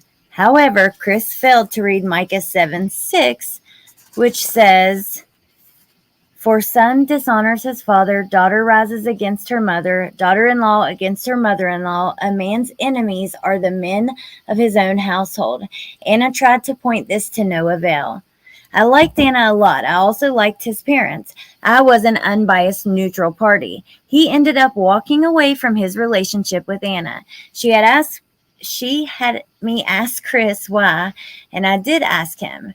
Tell her Micah 7:5. He instructed, so I told her in my response letter to her. Chris kept getting called to the business office to sign over his house to his wife's family. I kept advising him not to do it until he could have that house swept for evidence. He prolonged signing it over week by week, coming up with excuses. Prison was boring. All Chris and I did was, 1, write books. Hold on, you guys. Let me check something.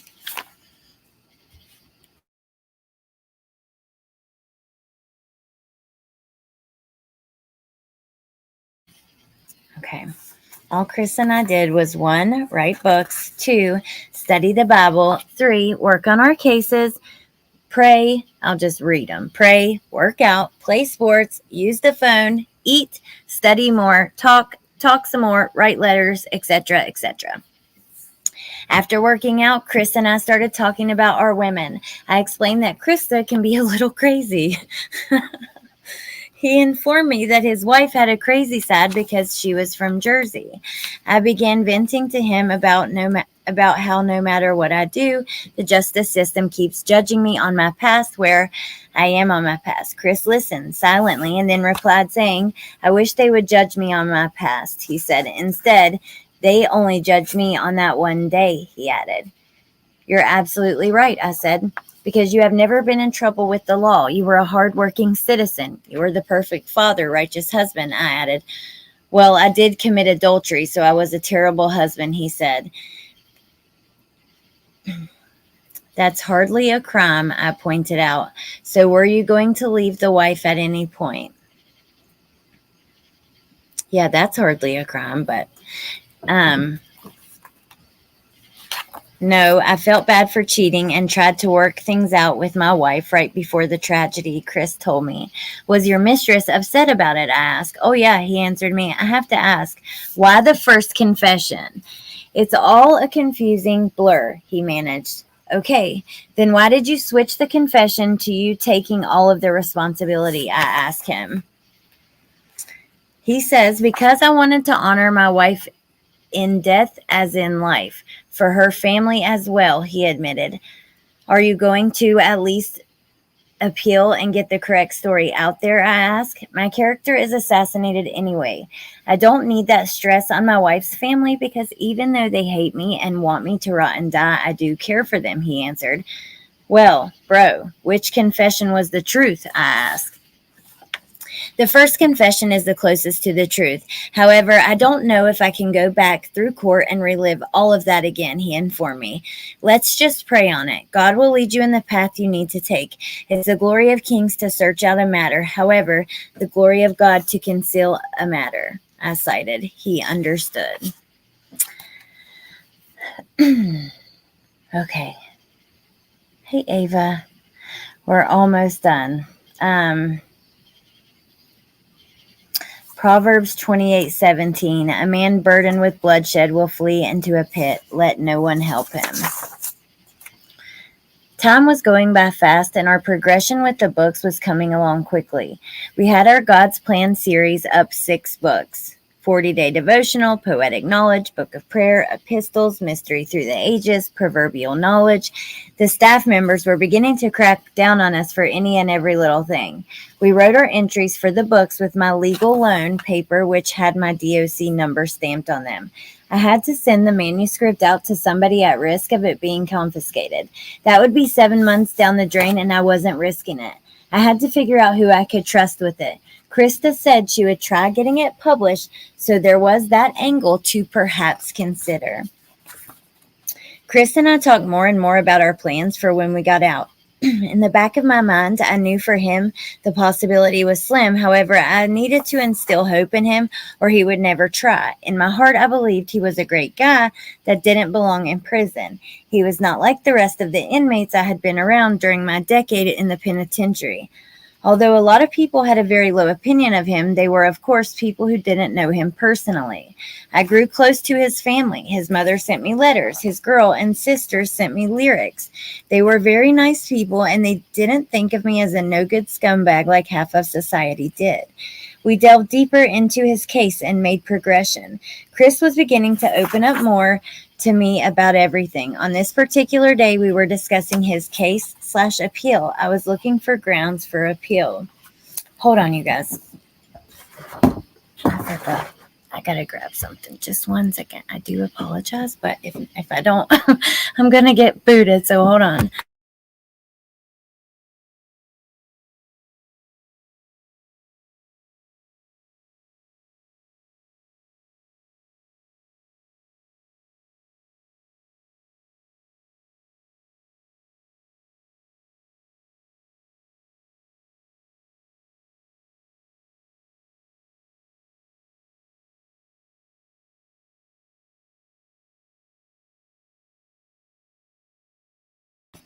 Okay.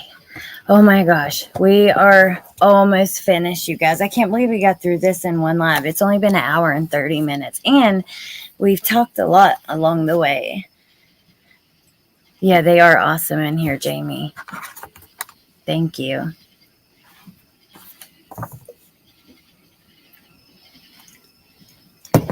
Hey, Chris. Okay. So you're saying that you took a plea before having a preliminary hearing, I asked? Yes, Chris replied. Are you sure you didn't waive your rights to a preliminary hearing, I asked? What do you mean, Chris asked. Did you sign something saying you don't want a preliminary hearing? I don't think so, he managed.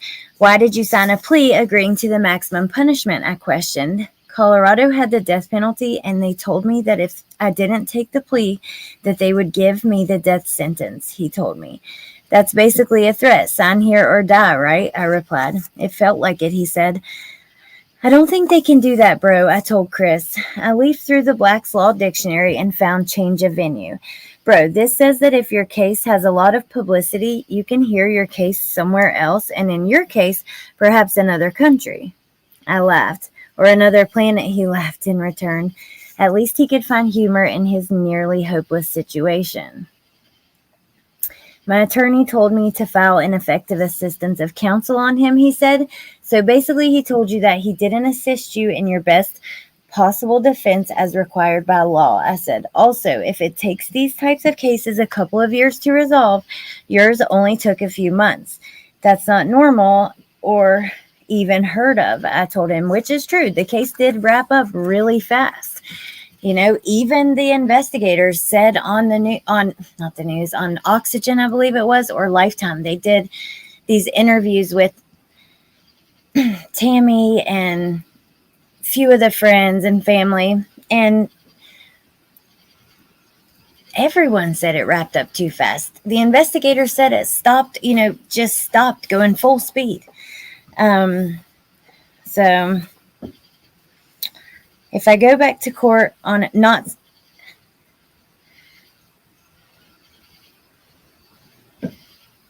actually, let me not even clarify. Oh, wait, Lori, thank you. Thank you for gifting 5 memberships. I appreciate that so much. Thank you. I'm glad I looked up at that and saw everybody saying thank you. Thank you. Yeah, I would have loved to know what else would have came out had they have finished. I think we all would, but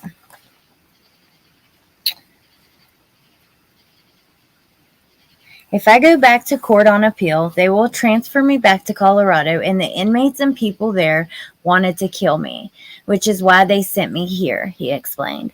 I am just not looking forward to reliving all of this. It was the worst thing I have ever experienced. He said, I know, but do it for your parents. They love you and it would mean the world to your mom, I said. Yeah, it would, but I said these phone calls are recorded and I said too much over these phone calls, he admitted. You also had 3 different confessions. People don't know what the hell happened, no matter how many different ways you said you did it, I exclaimed. Because I confessed, how will I come back from that? Chris asked. They threatened your life and got you. No, wait. Bullied you into a guilty plea. You were an easy target, the husband. They needed this case under wraps for some reason, I conveyed. There was an election coming up, I think, he said. Now, we can go over these circuit court trial errors all day, but it will come down to you fighting your cases again if you get your sentence overturned. You will be back on trial, I said. Then the truth will have to come out. I don't want to cause my wife's family any more grief, Chris said. What about your family and their constant grief? I pointed out, all you can do from here is redeem yourself because you confessed to murdering your wife and kids in cold blood, I said. We didn't. I didn't murder them in cold blood, Chris replied, slightly defensively. My wife came home and she knew I was having an affair. We got into a fight and she attacked me. I was simply defending myself. And then my daughter, standing count, the sergeant announced, interrupting our conversation. After she did her round, we continued our conversation. Afterward, I talked to Jezebel. I panicked, so I confided in her, and she said she would help, he said. My wife medicated her heavily that night because she kept crying after. Oh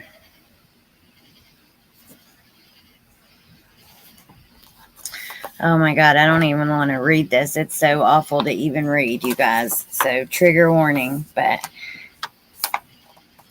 we're this far in, I'm going to read it to you. He claims that Chris said after I took Shanann's life, because she had a knife, something in me just died, said Shanann had a knife. It was an accident. I loved her with all of my heart and still do. It's such a tragic loss. I just want to honor her memory and not ruin her memory. People want the truth, but I don't owe it to anyone. It's my family I lost, and it's me that's serving life in prison. Okay. Bullshit. Yeah, their toxicology said no drugs in it. Well, I don't know about that, but yeah, said that. I don't think he was saying that that took her life, but I think just that she had medicated her to get her to sleep. I don't know. It's actually not clear on that. And I don't believe it. Like I said, it wouldn't matter what Chris actually said, or at this point, there have been so many different things told by him. I don't think we could ever believe anything he said. That's really where I've stood for a long time. And that's if he even said it, because again, this is secondhand information from somebody else. You know what I mean? So, I mean, I don't know. Either way, Tox doesn't show that. So, yeah, I do not know as much as you do about that, because I never remember seeing like anything about the kids, autopsies or that kind of stuff.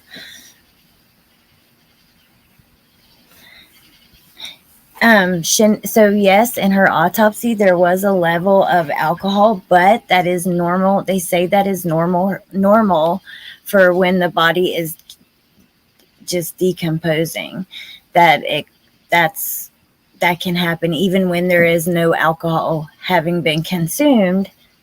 Somehow in the process of decomposition, it happens. He's taken bits and pieces of what social media has said and is spinning it in his favor with each confession. What a sick POS. It's always the ones you least expect, unless it's T-shits. Yeah, I agree with that. I think it's definitely bits and pieces of things from social media. That's clear. And The part about the ones you least expect, I don't know. It's just really bizarre to me still, the way that nobody, I don't know, that nobody saw it coming. But I guess that happens a lot, really. So I don't know.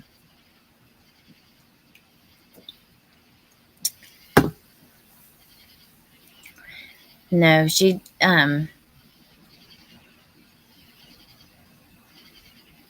Chris never said what type of meds some metabolize quicker, said Jaime.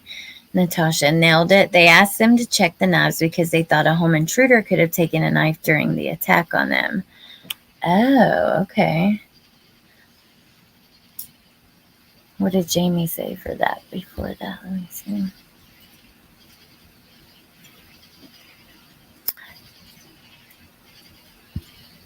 Serious question. If this was the other way around, would people believe that he pushed her to do it?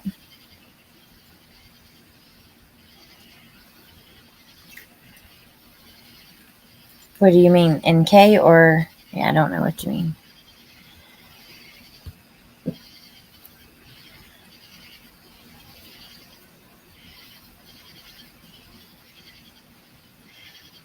Okay, so let's keep going.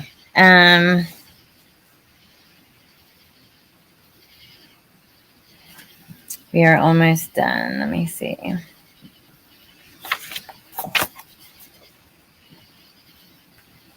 What else do I owe? Chris asked. You owe yourself a fair chance. Redemption at that. The truth shall set you free, bro. The ball's in your court. Only you can appeal your case. Only you can put the truth out there. And only God can judge you, I explained. Well, when they tell me to put my hand on the Bible and swear, I'm going to open it to where Jesus forbids oaths, Chris laughed. Well, I'm not sure that will fly, but I'd love to see the reaction in the courtroom. Anyway, I told my mistress what had happened, and she told me how to hide my wife's body. She said, bring the girls with me. I was just on autopilot, like in shock. So I grabbed my daughter. She was asleep. My older daughter was awake and asking about her mom. I told her she was in a deep sleep. How absolutely sad. And Daddy was going to get her some help to wake up. Before we left, I had to check in with Mr. Tallman. You have a pass to see a PSU, the sergeant. And so it like interrupts in the middle of this sentence. I was going to see my clinical psychologist. We'll finish this conversation when I get back, all right? I suggested. Yeah, sure, Chris replied. I have heard a lot about people's cases directly from them. This case was different from the rest. I have a discerning spirit, and I was able to tell that he wouldn't murder a fly in cold blood. However, what I know so far is that he killed his wife, but not intentionally. Next, I was going to find out what happened. Oh my goodness. To the girls. Until next time. I don't even know if I can review that one, you guys. I probably won't, because yeah, there's just no way I can do that. But I'm glad we read this one. I don't believe any of it, honestly. I only will believe what we see in the little bit of black and white evidence that we have. Yeah, because even though Chris may appear to be meek and mild, he is not. You know what I mean? He could fool people to believe that he is, but I don't believe that. I think that some people are just, there's all different kinds of monsters, in my opinion. And yeah, I don't know. I'm glad that we read through it. But what do you guys think? So it says, expose your shame and your reputation be ruined. Wait, there's actually one last bit. Epilogue. It says, after he signs it, it says, Proverbs 25:10, lest he who hears it. Yes, Popcorn Popper. I've never heard that one. Nicole would be an accessory. Well, a lot of people believe, all these different theories, which I also believe there's more than what we know for sure. But I wouldn't believe it from Chris. I don't see how you, or, I don't know. I couldn't.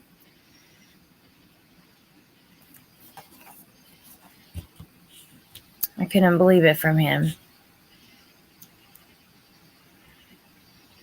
I think everyone has a dark side, but some choose to act on it, and Chris is weak and a follower, Amber says.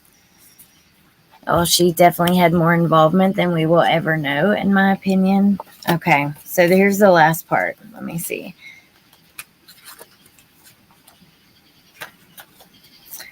Chris and I were outside at recreation when I was called inside. I walked back to Unit 11. When I arrived at the unit, a gang of staff members awaited me. They were gloved up to put cuffs on me. What did I do? I asked the lieutenant. We'll talk to you down at Unit 18, he replied. Shit, I was going back to the hole. Again, I let them cuff me behind my back and escort me down the long-ass hallway to go back to my home away from home, the hole. After a couple of days, the segregation supervisor served me my ticket. I had a note to my clinician. Unauthorized transfer of property. Chris bought me clothes. He also bought me hygiene items. He confessed to it. See conduct report for next page. Oh, and he inserted it in here, but oh my gosh, I don't think I can read it. It's so little. I'll have to try to take a picture and zoom in it to read to you guys later, because it is so, it's little, but it's in here. There's a conduct report. So I guess only the prisoners have access to these reports, because at least in the request I did, I wasn't able to get any of this stuff. I think NK was involved. The 111-minute call makes me think she was there, but left her phone at her place, so it would seem like she was on the phone with him. Well, for me, this is the thing. Because they did not finish the investigation, and because we know that, there's never going to be 100% certainty about anything, really. Because I tend to believe she may have been involved as well. Sometimes I don't, but most times I do. And I change my mind all the time when I think about it. If, I don't think about it as much these days. But because it was never fully investigated, all the facts are not out there. There is a lot out there, but I don't know.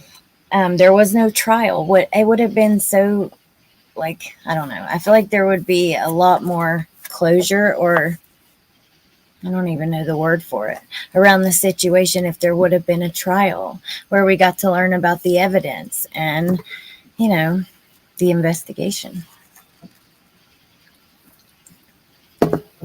You would think his guilt eats him alive every day, but you'd have to be human first. I have it and can zoom in on it. Yeah, that would have been for the, if you didn't have the paperback version. There's no way I can read the other one if that's what it's about, solely because, yeah, it's just, I found it incredibly hard to read certain parts of that. The conduct report can't be read. I tried. I think it's important to know who is getting paid for this book, since that guy's on the phone. Who gets paid for this book? Well, we can't even know for certain just based in a YouTube chat anyways. You know what I mean? So I've seen the misconduct report they used to give out. That's weird they won't to you. Maybe because Dylan isn't in anymore. I don't know. Yeah, they wouldn't, because I asked for any and all incident reports, any videos, audios. I had a list of things, and they sent me what I sent to you, and then a response thing that said it was partly denied. So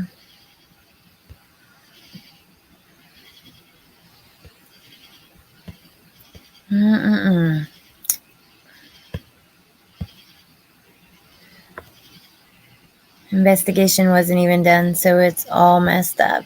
Yeah, and there's no way to really of course you could revisit some things. It reminds me of this Scott Peterson stuff that's happening. They had a hearing not long ago, and I was watching a video about it, a news video of Brian Enton, who was actually there, and he was talking about all this different stuff that his lawyers wanted tested, and only one thing was given the green light. But some of the things that couldn't, they just simply couldn't be tested. That's why they weren't being, because they didn't have them anymore or whatever. So plus evidence obviously degrades over time, especially if it's DNA evidence or anything like that. So I don't know. 6 years, and I am and still am undecided on NK's involvement on any capacity other than she hindered the investigation, tampering with evidence, selfish, immature, and self-centered. Well, my thing is this: why? What would be the purpose of, the breaking the SIM card, like trying to destroy evidence? What are you trying to hide? The deleting of things? I don't know. And still, I know that people might have their opinions on the ping, but we know that she didn't ping by the house any other time except for the times when she went there, right? Like, it's been a long time. Amber could tell me a lot more than I can remember, but that doesn't set right with me.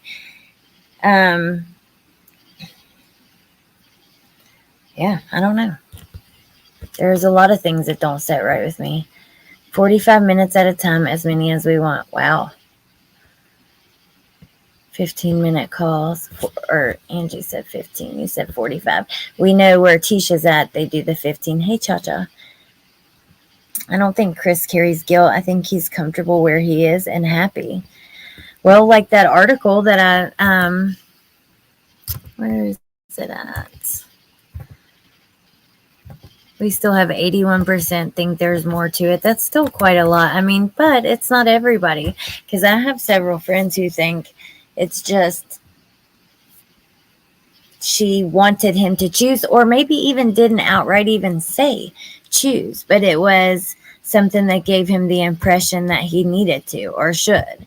And then he took it, like, people have a lot of different opinions. There's just certain things that don't add up to me. But then again, it's like, without a trial or anything like that, there's only so far my opinion can go, because I've learned with other cases, like with Letitia's, think about the difference, or other, even Karen Reed, any trial that you guys have followed closely and watched what led up to the trial. Because I didn't with Karen Reed or like Raba, but with Letitia, I followed all the coverage of that up until the trial. There was so much that was completely unknown. There was tons of stuff happening right up until trial. It took years to get there, tests and evaluations and all this different stuff. And the public's perception was not reality at all. There were people being blamed, people that were not involved. I mean, how horrific. And we talk about that all the time. So I don't really know how to feel about it. And because of that, I don't know. It's not like he's going to come out and let's say everything that we read in this book is 100% true that he said to Dylan, right? We still can't believe that at all. That's the problem. Okay, let me try to find this article again just to show you guys before we go.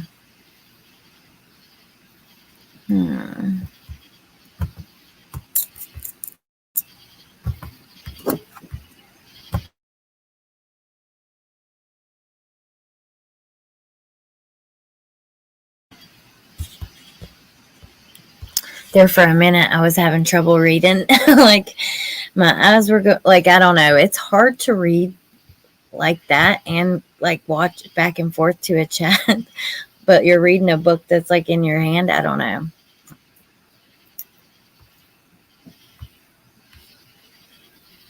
Got me all jumbled up a couple times. So I'm happy to be done. I am surprised it took us that long to get through it all. I feel Chris, NK, and Jim know a lot more than they will ever tell. Leave Jim alone. Oh my gosh. Wow. One thing is, though, we did get to see a lot of the evidence we would have seen at trial, just not everything. Hey, Elena. Okay. Were those three in a physical relationship? Look at what she was looking up online. And that's another thing. Thank you, Rusty. Because that's another thing I just cannot let go. Why was she searching for Shanian long before she was supposed to have even known Chris? And it was not a typo.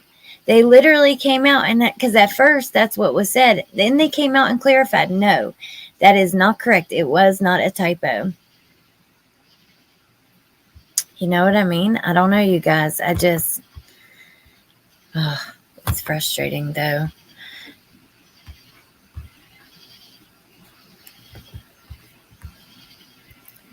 Okay. Chris Watts spends days working as a custodian, speaking to family through prayer. 5 years. Oh my gosh. Ugh, reading that all over again just makes me sick. He spends his days at Dodge Correctional Institute working as a custodian, according to the WDOC, and largely keeps to himself. He does have a number of pen pals, most of whom, if not all, seem to be female. Inside Edition spoke with the Department of Corrections. I'm curious, who did they speak to that gave them these answers? Because, like, the request I did was on their website, and it, like, you don't, I don't know, you do, there is a message box where you communicate back and forth, and they ask you for specific things to process your request, but it's not like you're speaking to someone that can answer these questions unless they called up and they were like, I don't know. It's just weird to me that the way that this is written and that they gave them any information. So the WDOC said the Colorado Department of Corrections decided to transfer Watts out of the state prison system after a security incident a month into his sentence, which is how he became an inmate at Dodge Correctional Institute. He spends his days working as a custodian and largely keeps to himself, has the female pen pals. Some women, in letters, some of these women proclaim Watts as innocent of his crimes, despite the fact he still admits to the murders. He even confirmed to the grisly details of the murders to one of these pen pals who spoke to Inside Edition in 2021, and that was Sherilyn Cadle, which she did publish the letter, and, you know, in his own writing, you see what he said. Then we have Dylan in this article. It says the person who may have grown closest to Watts in the past 5 years, though, is Dylan Tallman, a fellow inmate at Dodge. Tallman tells Inside Edition Digital he believes Watts is innocent. The men grew close after being placed in neighboring cells at Dodge, where Tallman has been an inmate on and off for the past 4 years.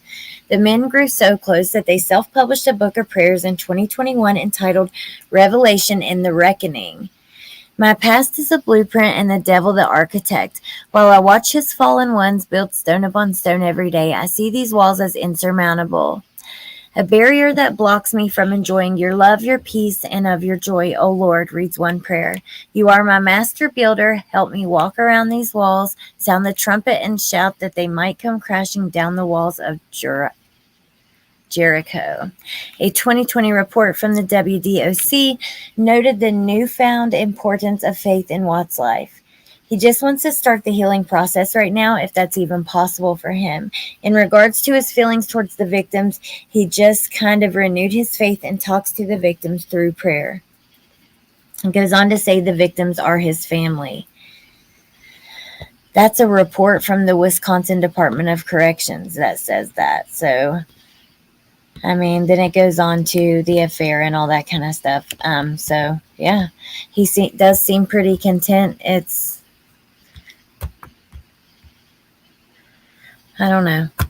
It's really sad. And it seems like it's a lot of your guys's and mine too, like case that brought us to YouTube. And Yeah, it always hold a special place in my heart. It's just really sad, you know. But anyways, you guys, thank you for being here and listening to me as I read through that entire ass book. I cannot believe that we got through it all. But yeah, hey Shakto. All right. I don't feel the girls are part of the original plan. Question: can Watts be found within Dodge's inmate list now? I know before his name didn't come up as an inmate at Dodge. I don't know because I didn't do it that way. I went on like the Department of Corrections website, and then they had some kind of option to do a request. And I filled out like a little message box that said I want any and all audio, video, written reports regarding Chris Watts, inmate number, whatever. I looked it up on Google and his birthday. And then they kind of messaged me back a couple times, like asking questions. And then, yeah, all they sent was the visitor list. So I don't know, but I do remember what you're talking about when he was like, that's how Letitia is too, actually. If you do a search for her, she doesn't show up. The only way people found her in Kansas was that Getting Out texting app. So, anyways, you guys, whew, this has been a long one. Thank you for being here. Again, I pinned the link to the top to the book that we went through today. I appreciate all you guys. Thank you for being here. I missed you. It is hard though. Like after it's been a few days, it's hard to get back into the swing of things. Oh yeah, what are you guys doing for the 4th? We will be spending the 4th at the hospital visiting my husband's grandma. Oh no, that's so sad, Mayla's mom. I'm sorry. Sorry to hear that. Thank you, Lori. Thank you, Rusty. Thank you, Shane. Thank you, Chrissy. Roro. I'll probably see you guys tomorrow. Thank you, Sprinkled Donut. All right, you guys, they protected his info so he doesn't show up when you search him. There we go.